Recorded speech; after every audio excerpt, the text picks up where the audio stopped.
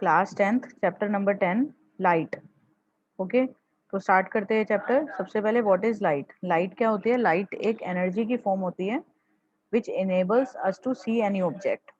तो बेसिकली ये एनर्जी की फॉर्म है, लाइट एनर्जी जो सन से आती है, एनर्जी सनलाइट। वो भी सन से कौन सी एनर्जी निकलती है? लाइट एनर्जी और हीट एनर्जी। ठीक है, तो बेसिकली लाइट क्या होती है? लाइट एक एनर्जी की फॉर्म है जिसकी वजह से हम लोग किसी भी चीज को देख सकते हैं। तो सन एक नेचुरल सोर्स ऑफ लाइट होती है।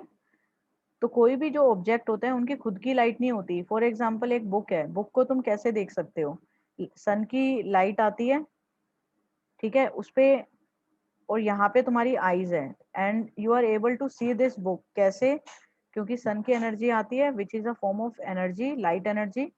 वो फिर बुक पे पड़ती है और बुक से रिफ्लेक्ट होके, क्योंकि बुक एक ओपेक ऑब्जेक्ट है, वहां से पास नहीं हो सकती लाइट, तो ये रिफ्लेक्ट होती है, बेंड हो जाती है सेम एंगल पे, रिफ्लेक्ट बैक, बाउंसिंग बैक होती है और तुम्हारी आईज पे पड़ती है। तो ये लाइट बेसिकली तुम्हें ऐसा लगेगा कि ये बुक, इस वजह से तुम्हें ये बुक दिखाई देता है क्योंकि सन की लाइट बुक को रोशनी देती है और फिर जो वो लाइट आई स्ट्रेट लाइन पे, वो तुम्हारे ऊपर आई। तो इस वजह से तुम्हें, अगर तुम तो ऐसे देखते हो, तो जब तुम इसको देखते हो तुम्हें ये book, you are able to see this book. Okay, तो this is how you can see any object. Basically वो सन की लाइट है और वो रिफ्लेक्ट होके तुम्हारी आईज रिसीव करती है वो light rays and which enable us to see things. अगर ट्रांसपेरेंट ऑब्जेक्ट होगा, जैसे मिरर, कोई भी अगर ट्रांसपेरेंट ऑब्जेक्ट है उसमें अगर लाइट आती है तो वो, में अगर लाइट, ट्रांसपेरेंट ऑब्जेक्ट में अगर लाइट आती है तो वो बेंड हो जाती है। ठीक है, मतलब अगर कोई भी ट्रांसपेरेंट है तो लाइट आई वो वहां से पास हो जाएगी, इसीलिए तुम्हें आर पार दिखता है। तो कोई लाइट आती है बेंड होके ऐसे इस तरीके से बेंड हो सकती है या फिर स्ट्रेट पास हो सकती है। जब लाइट पास हो जाती है मीडियम से, उसको बोलते हैं रिफ्रैक्शन। क्या बोलते हैं? रिफ्रैक्शन। और जब पास नहीं होती, वापस चली जाती है सेम पाथ में, उसको बोलते हैं reflection. That is called reflection. Understood? So there are two process in that we are going to study in this chapter. First is reflection and second is diffraction. So refraction is a process in which light passes through the medium and bend with some angle. So bending of light is refraction and bouncing back of light on the same medium is called reflection. तो reflection क्या होता है, refraction क्या होता है? Reflection में हमारे, it's not compulsory कि हम रिफ्लेक्शन के अंदर हम मिरर यूज करते हैं, राइट? रिफ्लेक्शन के अंदर हम मिरर्स यूज करते हैं रिफ्लेक्शन करने के लिए। जो हमारा नॉर्मल जिससे तुम देखते हो वो भी एक मिरर है जिसमें तुम्हें बेंडिंग होती है लाइट की। ठीक है, लाइट, सॉरी, बाउंसिंग बैक होता है लाइट का, तो वो भी एक रिफ्लेक्शन है। तो वो सब हम इस चैप्टर में पढ़ेंगे, कैसे रिफ्लेक्शन होती है, मिरर से होता है, लेंसेज से होता है। तो मिरर, लेंसेज, रिफ्लेक्शन, रिफ्रैक्शन, इनकी एप्लीकेशन। तो basically these are the things we are going to study in this chapter. तो स्टार्ट करते हैं सबसे पहले रिफ्लेक्शन ऑफ लाइट। रिफ्लेक्शन पता चल गया, जिसमें लाइट जो है रिफ्लेक्ट हो जाती है। जैसे मिरर, मिरर के पीछे ना पॉलिश होते हैं जिसमें तुम अपने आप को देखते हो, तो वो एक साइड में पॉलिश रहती है। पॉलिश इसलिए रहती है ताकि तुम्हारा बाउंसिंग बैक हो जाए, तो जो भी सामान इधर रखा होता है तुम्हें दिखता है। ठीक है, क्योंकि मिरर के अंदर रिफ्लेक्शन होती है, क्योंकि ये पॉलिश है। अगर इस पॉलिश को हम हटा दे तो तुम्हें अपने आप को तुम नहीं देख पाओगे। तुम क्या देखोगे? जो सामने लाइट जो है पास हो जाएगा। तो अगर लॉज ऑफ रिफ्लेक्शन की बात करते हैं तो लॉज ऑफ रिफ्लेक्शन क्या होता है? लॉज ऑफ रिफ्लेक्शन में अगर मैं एक मिरर लेती हूँ, plane mirror, this is called plane mirror, जिसमें तुम अपने आप को देखते हो, that is called plane mirror, क्योंकि वो स्ट्रेट होता है, थिकनेस उसकी सेम रहती है। तो अगर प्लेन मिरर में कोई भी लाइट आती है, कोई भी सोर्स ऑफ लाइट से, जैसे बल्ब से या ट्यूबलाइट से या फिर सनलाइट, नेचुरल सोर्स से कोई भी लाइट आती है, वो फिर वापस चली जाती है, बाउंसिंग बैक। जो लाइट आई उसको बोलते हैं इंसिडेंट रे, जो वापस गई उसको बोलते हैं, that is called reflected ray, right? And this is called plane mirror, या यू कैन से मिरर और प्लेन मिरर या प्लेन सरफेस। प्लेन सरफेस के जो परपेंडिकुलर अगर मैं कोई लाइन ड्रॉ करूंगी, if I draw any line perpendicular to this plane mirror, this line is called normal ray. This is called normal ray. Okay, this is incident ray. So there are three rays: normal ray, incident ray and reflected ray. All these three rays meet at single point.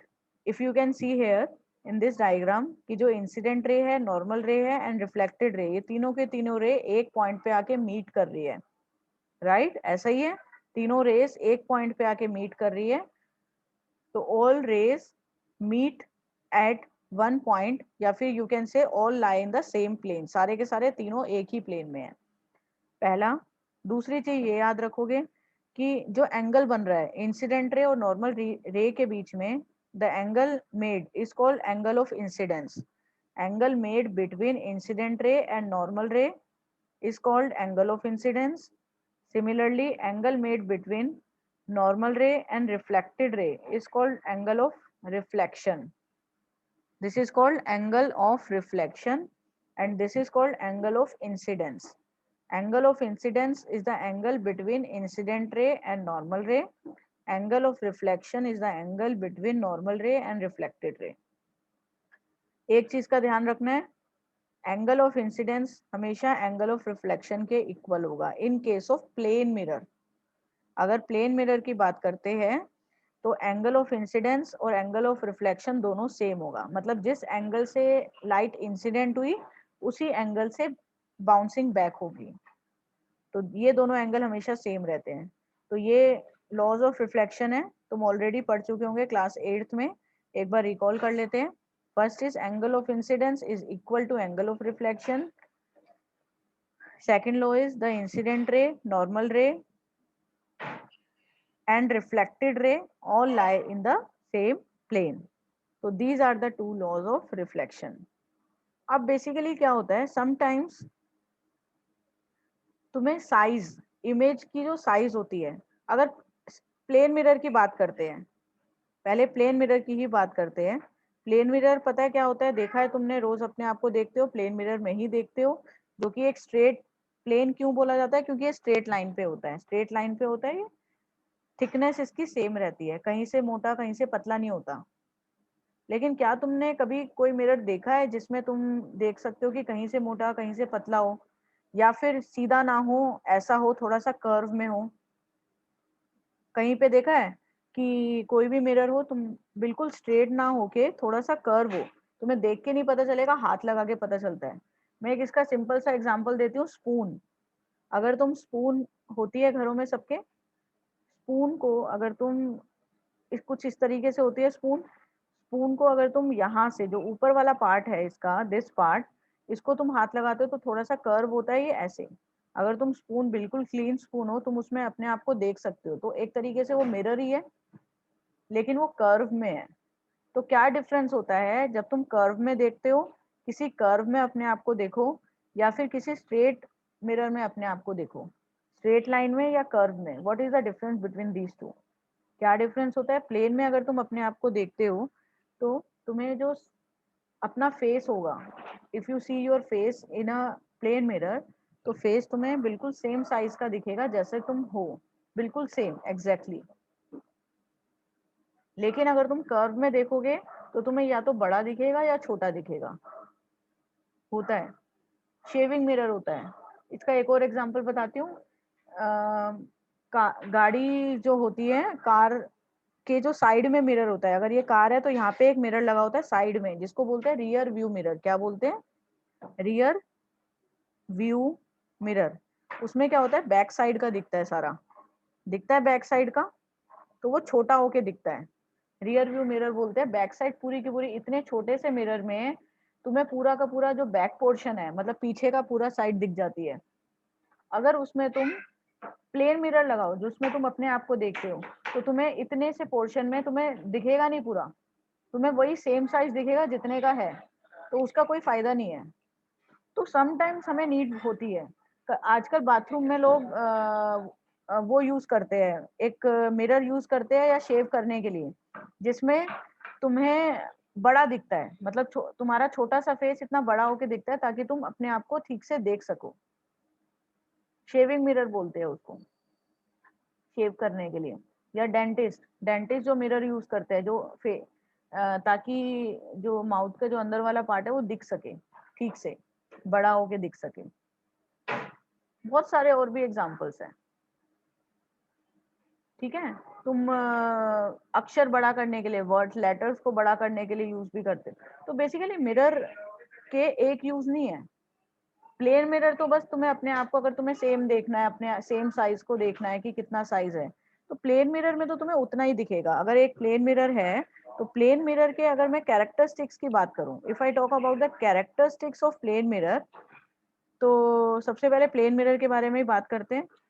तो plane mirror के अगर मैं characteristics के बारे में बात करूं तो क्या क्या कैरेक्टरिस्टिक्स होगी। पहली, सेम साइज होता है, राइट। जितना तुम्हारा साइज है, प्लेन मिरर कौन सा होता है जो तुम घर में देखते हो, या कोई भी मिरर जो बिल्कुल स्ट्रेट हो, कहीं से कर्व ना हो, सेम साइज होगा। जितना तुम्हारा साइज होगा तुम्हें मिरर के अंदर भी उतना ही साइज दिखेगा। Second, same distance.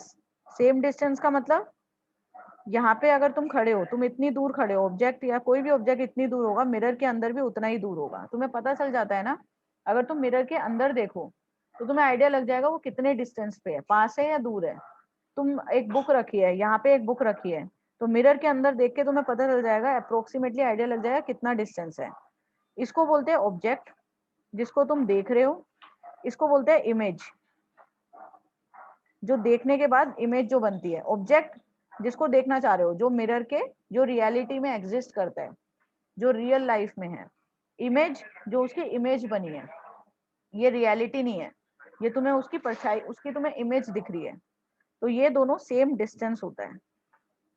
इसको बोलते हैं, this is called object distance. क्या बोलते हैं? Object distance. तो ऑब्जेक्ट डिस्टेंस क्या होता है? Distance between object and mirror, and this is called image distance. Image distance is the distance between image and mirror. Image और mirror के बीच में जो distance होता है, that is called image distance. Object and mirror के बीच में जो distance होता है, that is called object distance. Is it clear? तो जो plane mirror में होता है, object distance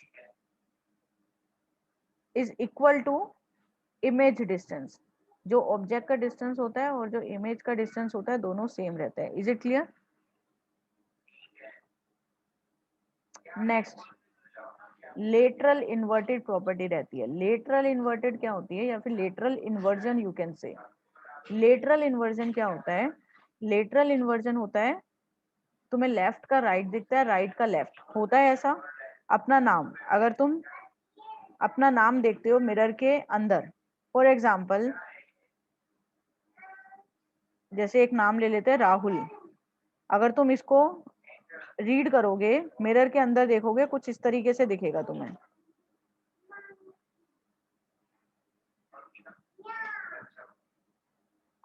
लाइक दिस, ठीक है। तो तुम्हारा क्या हो रहा है? लेफ्ट राइट में हो रहा है। अगर खाली हम आर वर्ड ही देख लेते हैं तो आर तुम्हें इस तरीके से दिखेगा मिरर के अंदर। तो क्या हो रहा है?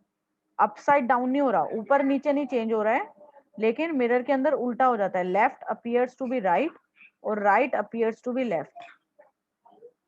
मतलब आर तुम्हें ऐसा दिखेगा, जो राइट वाला पोर्शन है ये लेफ्ट में आ जाएगा, लेफ्ट वाला राइट में आ जाएगा। अब तुम मिरर के अंदर भी देखते हो, अगर तुम राइट हैंड को रेस करो, उठाओ और मिरर के अंदर देखोगे, तो मिरर के अंदर तुम्हारा लेफ्ट हैंड उठेगा, तुम्हें ऐसा लगेगा लेफ्ट हैंड उठ रहा है। तो इस तरीके से मिरर की तरफ से लेफ्ट होगा वो। तो मतलब right hand appears to be left and left appears to be right, left appears to be right and right appears to be left, that is called lateral inversion. क्या बोलते हैं उसको? Lateral inversion.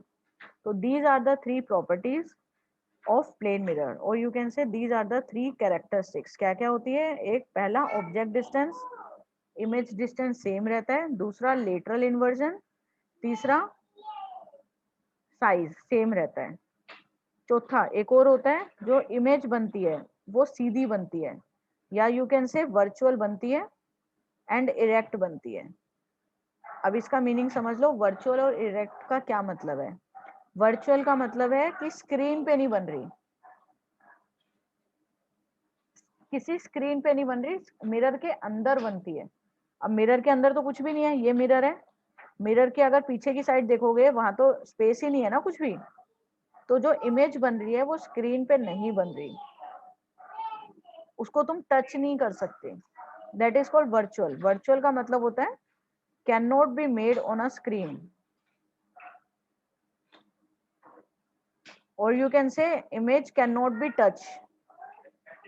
अब तुम बोलोगे ऐसी कौन सी इमेज होती है जिसको हम टच कर सकते हैं। यस, टच हम कर सकते हैं। किसको टच कर सकते हैं? अगर मैं एक प्रोजेक्टर लेती हूँ, प्रोजेक्टर सुना होगा, प्रोजेक्टर होता है व्हाइट कलर का, उसके ऊपर कभी कभी देखा होगा स्कूल्स में भी पीपीटीज टीचर दिखाते हैं, पीपीटी दिखाते हैं, तो वहां पे प्रोजेक्टर्स होते हैं। प्रोजेक्टर्स के अंदर लैपटॉप का जो भी होता है पीपीटी, वो प्रोजेक्टर में उसकी लाइट भेज देते हैं, प्रोजेक्टर में तुम्हें दिखता है, तो वहां पे जो इमेज बनती है वो रियल होती है, वो वर्चुअल नहीं होती, क्योंकि तुम उसको टच कर सकते हो, वो प्रोजेक्टर के ऊपर बनी है। प्रोजेक्टर के ऊपर, जैसे तुम पिक्चर नहीं बनाते हो पेपर के ऊपर पेंट करते हो, ऐसे ही प्रोजेक्टर के ऊपर वो इमेज आ जाती है, तो उसको तुम टच भी कर सकते हो, वो स्क्रीन पे भी बनी है, उसको बोलते हैं रियल इमेज। या फिर सिनेमा हॉल, सिनेमा हॉल में कोई टीवी नहीं होता इतना बड़ा, वहां पे एक प्रोजेक्टर लगाते हैं आगे की तरफ बहुत बड़ा, और पीछे से तुमने देखा हो कभी कभी बैक साइड, अगर तुम देखो सिनेमा हॉल में कहाँ से आती है वो रोशनी, बिल्कुल बैक साइड से आती है पीछे से, और वहां से सीधा स्क्रीन पे पड़ती है। ठीक है, तो वो प्रोजेक्टर होते हैं, वो वहां पे जो इमेज बनती है रियल बनती है, और वो इन्वर्टेड होती है। रियल हमेशा इन्वर्टेड बनती है, इसके बारे में हम बात करेंगे आगे। वर्चुअल हमेशा इरेक्ट होता है। तो वर्चुअल जो इमेज बनती है वो प्लेन मिरर में बनती है, और उसके साथ साथ वो हमेशा इरेक्ट रहती है, मतलब सीधी बनती है, इमेज उल्टी नहीं बनती, सीधी बनती है। राइट, तो these are the 4 properties of plane mirror. लेकिन समटाइम्स हमें क्या रिक्वायरमेंट रहती है, समटाइम्स हमें कभी कभी इमेज को बड़ा करना है या छोटा करना है,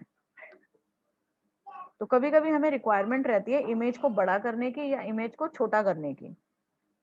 जैसे इसका एग्जांपल मैंने बताया है तुम्हें, जैसे कार्स के रियर व्यू मिरर, जिसमें तुम्हें पूरा बैक साइड का पूरा देखना है, एक छोटे से मिरर से, क्योंकि तुम इतना मिरर, इतना बड़ा मिरर तो ला नहीं सकते हो। जैसे तुमने देखा होगा इवन सोसाइटीज में भी होता है, या फिर प्लेटफॉर्म्स में होता है, रेलवे प्लेटफॉर्म या मेट्रो में, अगर तुम कभी बैठे हो मेट्रो के प्लेटफॉर्म पे, यहाँ पे एक मिरर लगा होता है, या रेलवे में, इस मिरर से पूरा का पूरा मेट्रो दिख जाती है। इससे पता चल जाता है कि गेट सारे बंद है या खुले हैं, या कोई ऐसा तो नहीं है कि डेंजरस हो, कोई एंट्री कर रहा है उस टाइम पे गेट ना बंद हो, तो पूरा पाथ क्लियर हो तभी गेट बंद हो, तो ये पूरा का पूरा प्लेटफॉर्म दिख जाता है इस मिरर से। यहाँ पे ड्राइवर बैठता है, तो इस ड्राइवर को पूरा का पूरा ये यहाँ पे पूरा प्लेटफॉर्म दिख जाता है इस मिरर से, वो पीछे पलट के तो नहीं देखेगा इतनी बड़ी मेट्रो, तो उसके लिए मिरर लगा दिया, इस मिरर से पूरा का पूरा प्लेटफॉर्म दिख गया, सारे गेट दिख जाएंगे, अगर प्लेटफॉर्म क्लियर हो तो फिर गेट बंद कर देते हैं, तो एक ड्राइवर को पूरा बैक साइड दिख जाती है।